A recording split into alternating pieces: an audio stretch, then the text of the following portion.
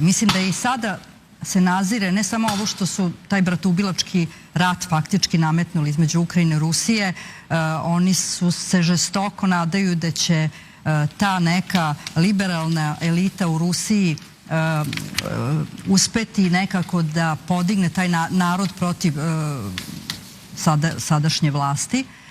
Imali smo priliku, u stvari ja sam pre neki dan čitala kako je Čubajs, to je jedan od poznatih njihovih i bogataša i antiruskih političara koji je 2022. napustio Rusiju, davao skoro intervju i rekao ovako, inače liberali ne podnose Dostojevskog, koga se u stvari Rusiji, svi znamo njegovu veličinu, rekao je ovako, ja sam sad kad sam napustio Rusiju još jednom sam pročitao Dostojevskog i sad ne da ga toliko mrzim, sad bi ga rastrgao.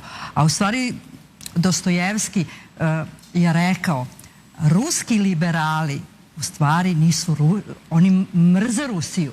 Znači oni nisu ruski liberali. Oni toliko mrze Rusiju da bi uništili istoriju i naciju i sve. Dobro, mi smo imali prilike i kod nas nekada vidimo kako liberali razmišljaju.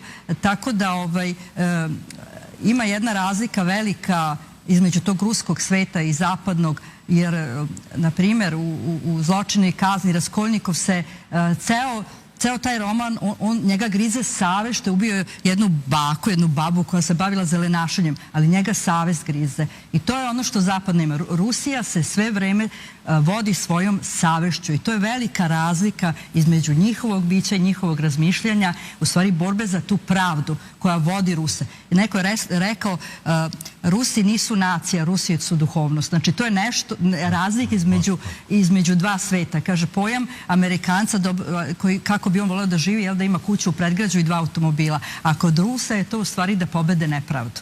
I to smo imali priliku da vidimo, na primjer, ajde, za vreme još komunizma, one čuvene Staljingradske bitke i na Maja Kurganu, onaj spomenik veliki gde je poginulo na 100.000 Rusa, oni su se vodili tom nekom idejom, jer Staljin je morao da popusti u jednom momentu i prema Ruskoj pravoslavnoj crkvi koju je terorisao faktički, video je da bez crkve ne može da se dobije taj rat i dopustio je sveštenicima da pričešćuju vojsku i da ih prosto moralno uzdignu. I Rusi su tako pričali da je sam Hristos sišao i seo u te tenkove i krenuo u borbu protiv zla. I tako su, znači, borba protiv đavola ne može ići bez Boga. I to je ono što će dovesti na kraju i do pobede.